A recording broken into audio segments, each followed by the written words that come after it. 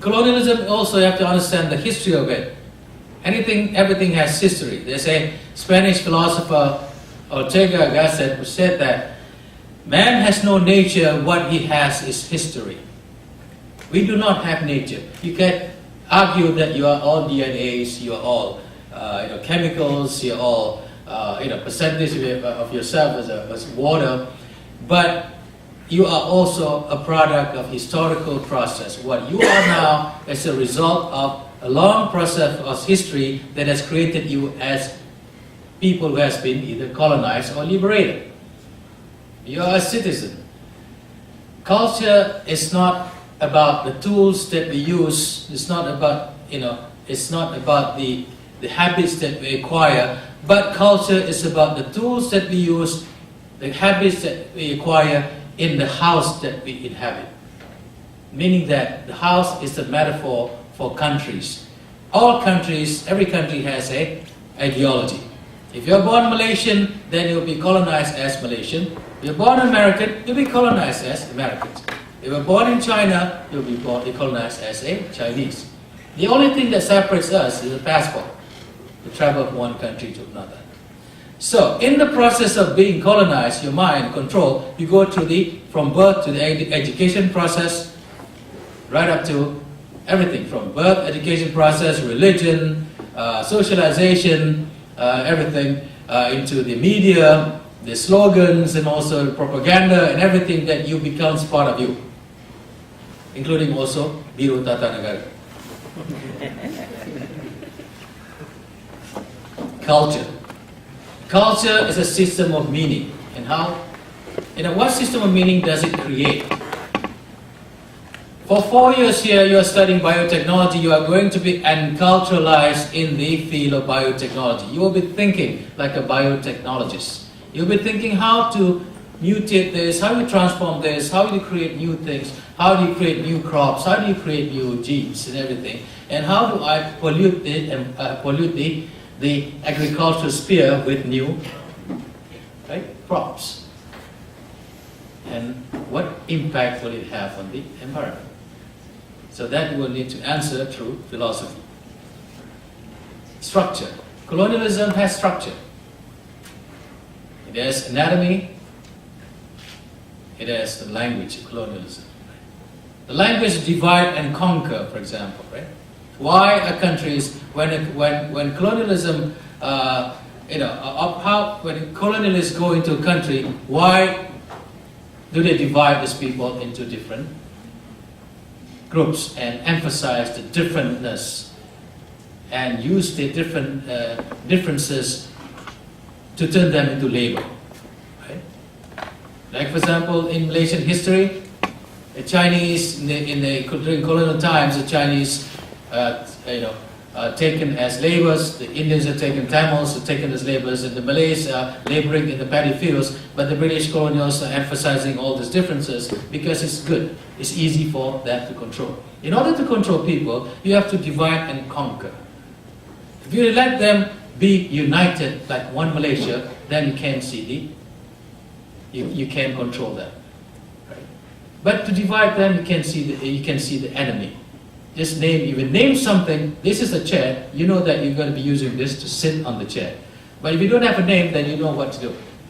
Once you start naming something, then it becomes objectified and it's easy to attach other concepts surrounding it.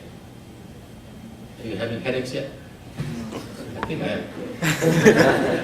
There are styles of colonialism, right? And in colonialism, there are 14 different styles of colonialism. Colonialism is not just about British colonialism, but also, the most advanced colonialist strategy now is the American empire. There is no other empire other than the American empire that we are in now. How does the American empire work? Through exporting, selling the democracy. Through installation of military. There are thousands of bases, for example, all over the world. Right? And selling democracy, selling everything from McDonald's to Starbucks to everything. Selling some things that we need, selling things that countries don't need. Why? Because this is what democracy means. That's the American empire. Before that, we had the British Empire. which lasted, the British Empire, which lasted for, how many years? 100 years? The Roman Empire lasted for 1,000 years. And Roman Empire civilization gave the world judicial knowledge, study of how the judicial system works, legal system.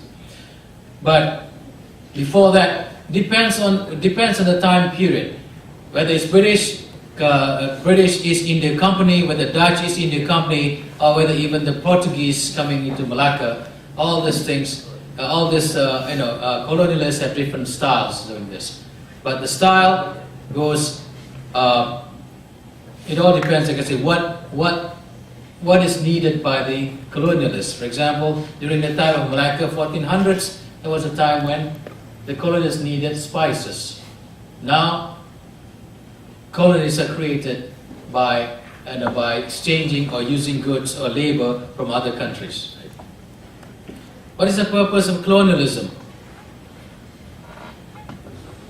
Psychology of colonialism, what does it do to the human mind? And we have to look at also the form and substance of colonialism. Okay. How do I play this video? Just a very brief.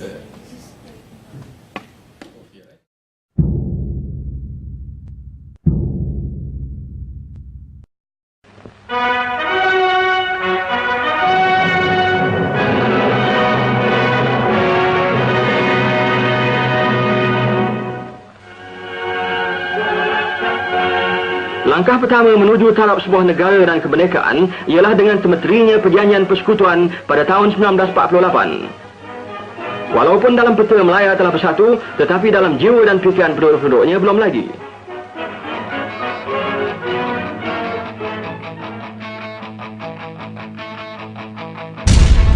Revolusi tak perjuangan kelah.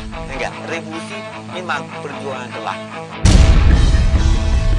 Sayanya berpengaruhnya daripada keluarga. Saya dididik oleh bapa dan dalam perjuangan kelas. Kerana datuk tok moyang saya ni orang perjuangan itu. Maka kiranya boleh dikatakan benihnya berkembangnya dari situlah. Maka orang-orang semuanya orang revolusioner belaka, orang progresif belaka.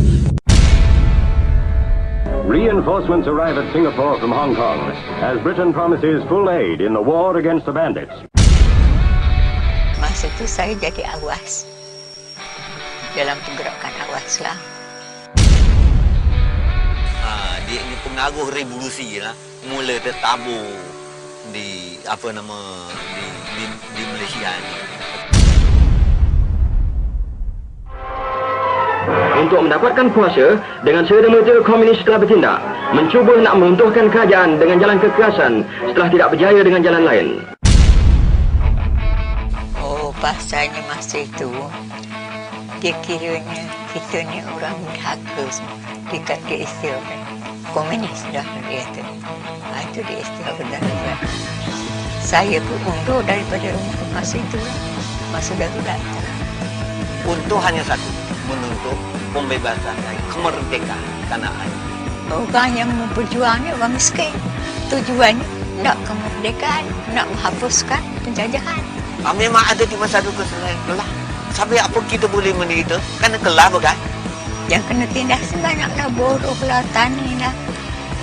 Kiranya rakyat lah, rakyat proletariat ni. Maka kerana adanya penindasan yang macam ini, baru ada timbul satu kesedaran. Ingat? Sampai itulah boleh timbulnya berevolusi.